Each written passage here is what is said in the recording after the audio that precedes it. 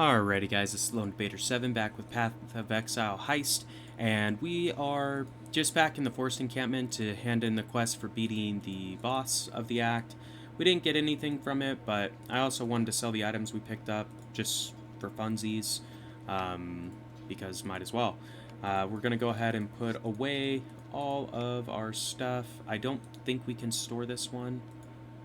Yeah, we can't, so we'll just hold on to that contract, I guess. But let's go ahead and travel back to the Act 3 start, the city of Sarn, and we are going to be working towards getting to the Sarn Encampment, which is the city for Act 3. Not a big deal. First thing you might notice is the enemies are a little bit stronger, obviously, than what they were in Act 2. From my experience, you really encounter like an increase in enemy difficulty at the Act 3 boss. Like, that's where things actually start getting difficult. So bear that in mind.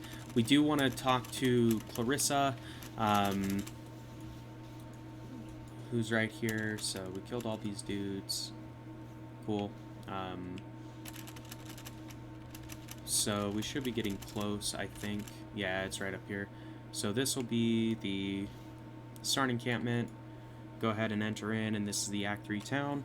So just like all the other acts, when you first get into town, you want to go talk to everybody.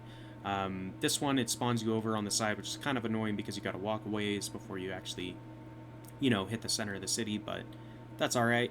I know we mentioned it last time, so there's the Ascendancy plaque right there. That will access the labyrinth if you've done the six trials of Ascendancy between Acts 1 and Act 3.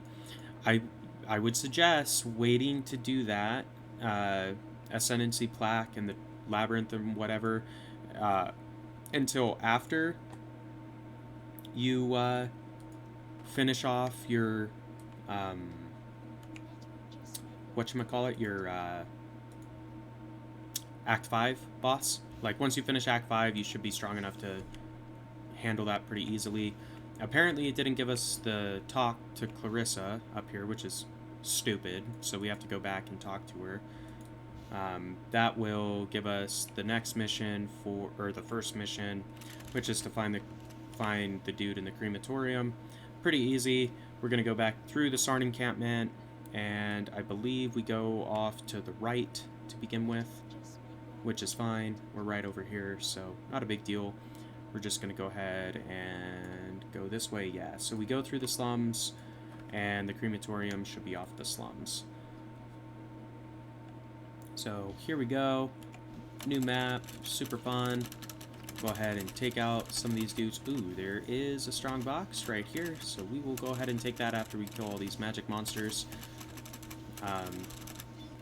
Cool. And let's go ahead and do this, and do this, and there we go. Got that taken care of pretty easily. Didn't get anything good out of that one, but that's okay. You don't always get good stuff out of the strong boxes. They're still worth doing. If nothing else, it'll give you some experience, because normally it'll spawn better monsters than what the map has, or, like, it'll spawn better monsters than the basic stuff.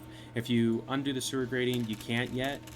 You gotta do Tolman in the Crematorium first, and then after you complete that quest, you'll get a great key, and you can go into the sewer, and that unlocks the rest of the map.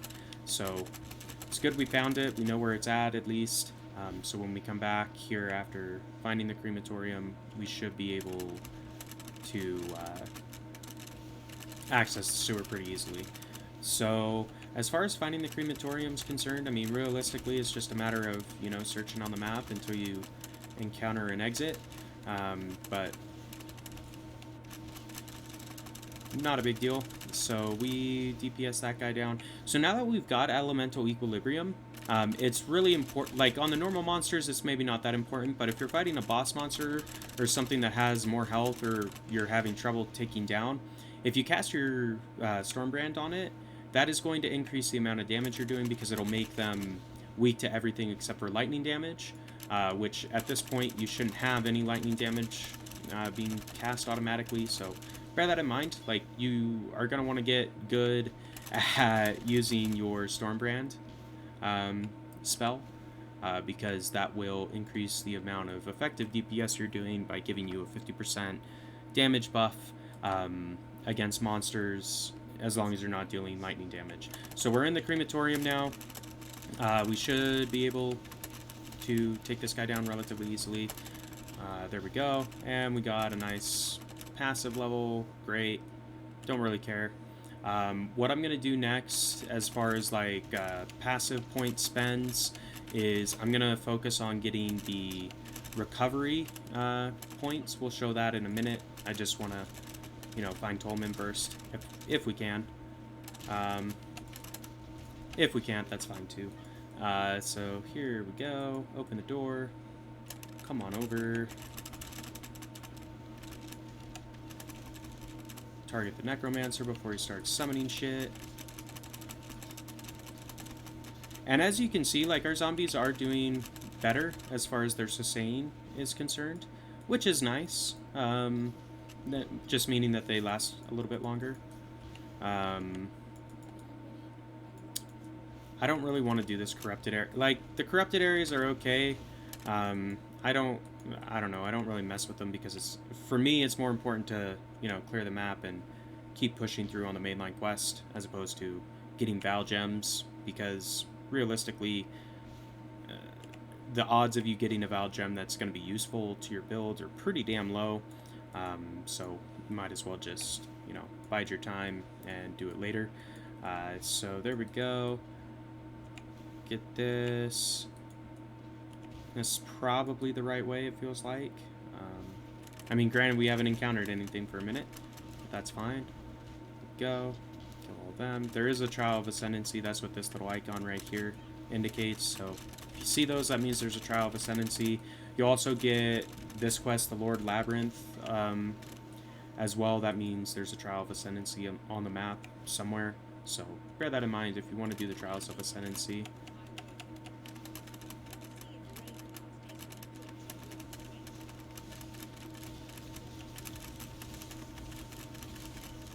So this is like a mini fight with Piety. Not too big of a deal. Just avoid their lightning damage because they hit pretty damn strong, all things considered. So she'll nope out before you kill her. But we got an unidentified Crimson Jewel. Let's go ahead and take a look. So strength and dexterity, maximum life, that actually isn't all that good. So we'll take the bracelet and we're going to portal scroll back to the Sarn Encampment to complete the quest with Clarissa. We also will have quests with all these other dudes, so let's take a look. We probably are going to want conductivity, is my guess. Yeah, so we're going to take conductivity for this one. At this point, like, we don't have the links or all the gems that we need in order to utilize conductivity super well, but that's okay. There's the sewer keys, so that will allow us to access that sewer grate in the slums. So we've got 2 quests now: travel to the Solaris Temple level 2 and travel to the Ebony Barracks. Not a big deal, we should be able to do it. As far as the points that we're going to start putting into, I'm going to get these mana regeneration ones first, just because it'd be nice to have a little bit better base regeneration on our life and our mana. So that's my plan with it anyway. You obviously can do whatever you want. If you've got Path of Building opened up, just follow that. It should be pretty helpful as far as like what points you should be looking at, but I feel like at this point we will benefit the most from increasing our life and mana regeneration. After that, we're probably going to be working towards another DPS increase, just because we're going to want it before the Act 3 boss, and I believe it's a decent ways away, so yeah, bear that in mind. So there we go, getting all this.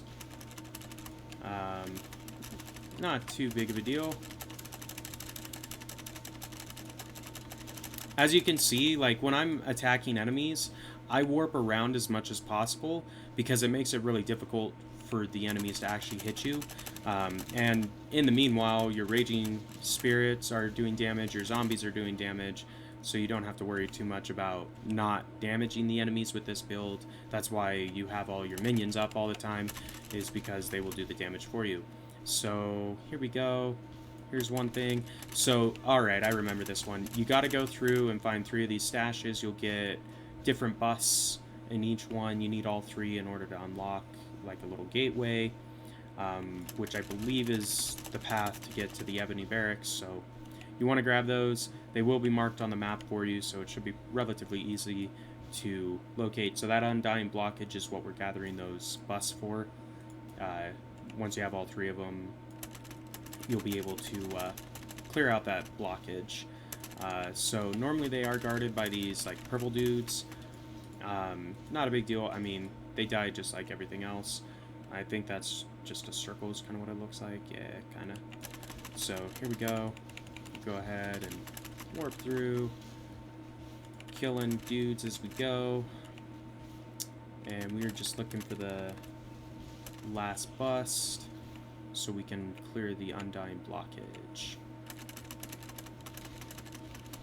So relatively easy. I mean, I hope at this point like it's relatively clear as far as like what you should be doing with your like combos and stuff like that. So W, Q, and then keep using Q to move around the map to avoid damage. That's basically how I play this build anyway. It does fairly well, even though we're a squishy character. That seems to be an effective means of, you know, making your squishy character survivable. So that goes to the marketplace. We will end up going in there eventually. I want to find this last bus first, though, just while we're here, because it's worth doing. So we did get another Ascendancy point. We could spend that right away and get the mana regen. I'm going to wait, just because it takes time to go through your passives. So here we go. The last bus is right over here. So cool. Found it. Here we go. This one has a bigger dude on it. Awesome. Take the bus to Hector. And while we're here, let's go ahead and get the next mana and life regen. It just really helps with your sustain, because then over time your life and mana will regenerate. So I guess let's go clear out the Undying blockage first. Then we can go through to the marketplace potentially. So that is still blocked. Interesting. Okay, fine. Not a big deal. Granted, the waypoint is right next to it, so we can always come back here relatively quickly. So let's go to the marketplace first and keep on pushing that way, because we do need to go through the marketplace, I believe, to access some of the other stuff. So not a big deal. With Act 3, it's like I would say that this one is a little bit interesting as far as like how you approach doing the quests, because there's not like a definitive yes, you do it in this order and it's going to be the best for you. As far as I can tell, like it seems you kind of just access the maps when you get them unlocked. So we are going to do this strongbox. We didn't get anything good out of it, unfortunately, but that's okay. And we are going to push through the marketplace. Not a big deal. So these stone dudes can be annoying, because they have a fair amount of armor, so they take a lot to kill, but not a big deal. So this is a boss stone dude, which gets really annoying because they have that high base health, and they typically will have some other modifier. That's why they're magic. So there's the waypoint. Cool. We got the marketplace marked. And this is to the catacombs. We don't need to go in there quite yet. We do need to take this ornate chest, apparently, because it's marked. So there we go. We'll get the Spiritus. That's probably a side quest, is my guess. But that's fine. Since we found it, might as well take it. Everything else, I mean, like, what you can do as well, like, if you're having trouble, once you reach an act dealing with the enemies, you can always go back to the earlier acts and grind for a little bit, meaning you just go through, clear the maps, and increase your base level. That definitely helps if you're missing a specific passive or something like that. So we're going to enter the battlefront, and I want to say that this leads into the Ebony Barracks, so this is the way we need to go. So there we go. Start DPSing some shit. So this is like one of the most, or no, never mind. I thought he was one of the guys that keeps people alive. There are monsters and totems that you have to kill like the boss before the enemies around them will die, which can get annoying just because you have to deal with all the enemies until you drop the really big one. So bear that in mind. It's not always the easiest to deal with, so I'm just gonna replan the life on my dudes because it's helpful to do that. There is a magic homie down here, so should be able to jump with our flame dash.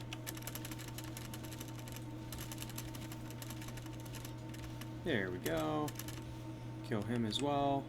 Great. And as far as like finding all this stuff, I think the battlefront connects to, well, I know it connects to the Ebony Barracks, but I think it also connects to the docks. So there are like a couple of different points of access you gotta find off of this one. So if we go over here, here's the docks. So we'll go to the docks and try to grab the waypoint for it. And I mean, it's not like you don't necessarily have to do it in this order. Like you have a fair amount of freedom as far as what way you want to complete the map for Act 3. So sure, we'll go ahead and get this Undying Worker Essence. So this might be one of the dudes where all of his guys stay up. Oh, we lost all of our zombies, that's why. It's fine. There we go. And he spawns a bunch of little shits after. Not a big deal. We're gonna go ahead and spawn a fresh set of 5. Just because the first one lost a fair amount of health. There we go. Got another essence. Those are useful. I mean, I forget how you I think you just apply them to an item. Kind of like you do an Orb of Transmutation or Alchemy or whatever. And that will give them some sort of bonus. And it tells you what it'll do on the essence. So like if you read the essence or like hover over it, it'll say it'll add X amount of bonuses for these stats for this type of item. So there is Fairgraves over here. You want to talk to him. He'll give you a side quest to get to go to the Imperial Gardens, which you want to go to anyway. That's where I want to say that's where you go when you're ready to fight the Act boss as well. And the Solaris Temple is off of the Imperial Gardens, so no worries, we need to go there anyway, so good we got the quest, and the whatchamacallit, the waypoint is right near Fairgrave, so once we go in and get the item for Fairgraves, we can port back to the docks off the waypoint and just walk right over. It won't take too long. So that I believe is the only thing on the docks as far as like quests are concerned. Outside of that, it's just a map that you can go through and clear some enemies on because there are a fair amount. But Act 3 is pretty good. Like there's a lot of really large maps with a lot of enemies on them. So if you're looking to farm, Act 3 is a decent place to farm because of that. Alright, so there we go. Got this guy. Grab this giant life flask. And let's take a look at our flasks real quick. So we got a giant and we got a colossal. I can't quite use the colossal, but I can use the giant. So we're going to swap that guy out.